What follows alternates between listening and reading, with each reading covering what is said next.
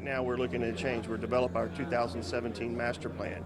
So we want y'all's input. I mean, we want to understand your concerns. You see it every day. As a fisherman and a hunter, you experience and you've experienced this land loss and the impacts to your hunting and fishing grounds almost every day. So we value your input. We want to hear what you have to say, and we do take that into consideration. So the differences are we've been able to react to the changes in our landscape that have occurred over these past 5 years. We all know that we're living in a very dynamic coastal landscape.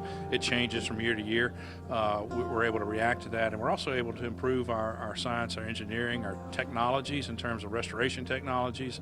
It gives us an opportunity to react to the changes that have occurred essentially in our environment and in the state of the art in terms of restoration over each 5-year period when the plan's updated. Yeah, because look, we're all worried about what may happen in the future of this coast. I mean, the outlook is grim, but we're here to kind of help encourage them and show them what's going on, and hopefully it was a good outcome and great attendance. I think there's a lot of misunderstanding about lots of these projects, whether it be dredging projects, sediment diversion projects, ridge building, whatever. There's a lot of misunderstanding about it. There's information that's out on the internet and other places that's just false. There's assumptions people make that are incorrect. And so an opportunity like tonight where CPRA stands here, answers questions openly from the public about anything they'd like to ask is a great exercise in getting public feedback from fishermen and hunters who really care about this and who really know what they're looking at when they're out on the coast.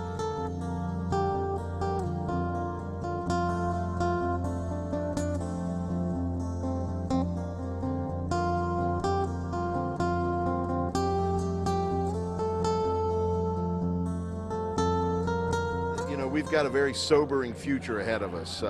Some of the projections about how much land we're going to lose in the future are very scary, frankly, for someone who's spent so much time on the coast and for people who live on the coast.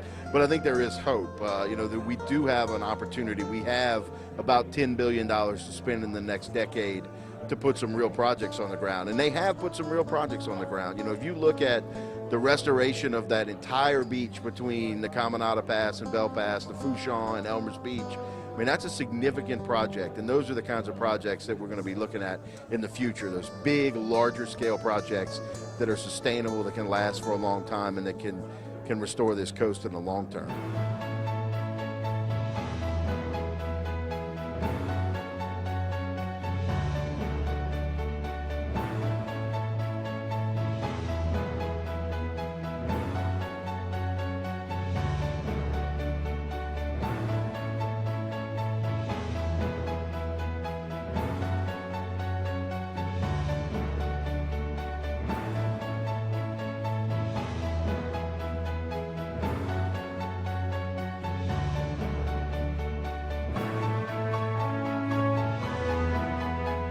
The other partners involved, I got to thank them. CPRA has been a great partner. CCA is a good partner, and Teddy Roosevelt Conservation Partnership. It's great to have those partnerships working for the same cause. So.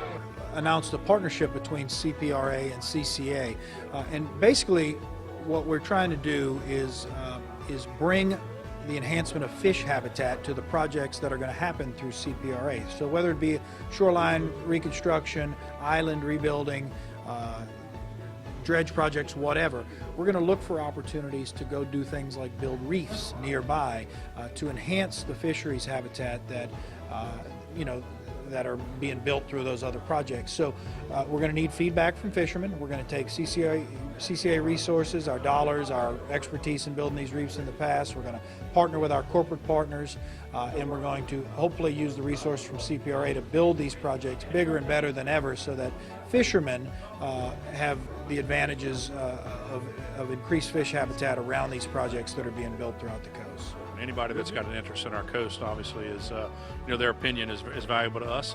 Their input is very important to us. This is a restoration plan, not just for the coast, it's for the state and indeed for the nation. So anybody that is open to providing input and certainly is interested in doing so is welcome to come to the table and have those discussions with us.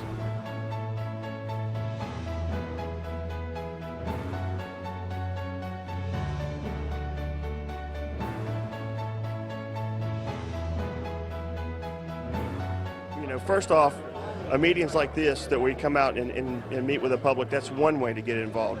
But if you can't make the meetings, you can go to our website, the CPRA website. You can go there. You can find out when these public meetings are. You also have an opportunity on that website to submit questions or concerns, or if you need more information about the master plan. Always important that sportsmen, whether you're a bass fisherman, a saltwater fisherman, offshore fisherman, or a hunter, that you participate in these type of events. When the draft plan comes out, folks are going to be able to read it. They'll be able to make public comments. You'll see when the upcoming public comment meetings are. It's very important for the public to be engaged in this process. We want to encourage sportsmen across the state and even folks who come in from out of state to be involved in this process. We pride ourselves in never having turned down an invitation to speak or to anybody, whether it's a large group, a small civic organization, sitting around a coffee table with somebody and having, again, a cup of coffee to talk about these issues. But they can contact us through our website, masterplan.la.gov. Is an email address that they can use to contact anybody, and again, somebody will be back in touch with those individuals, and we'll be happy to discuss any of these issues with them.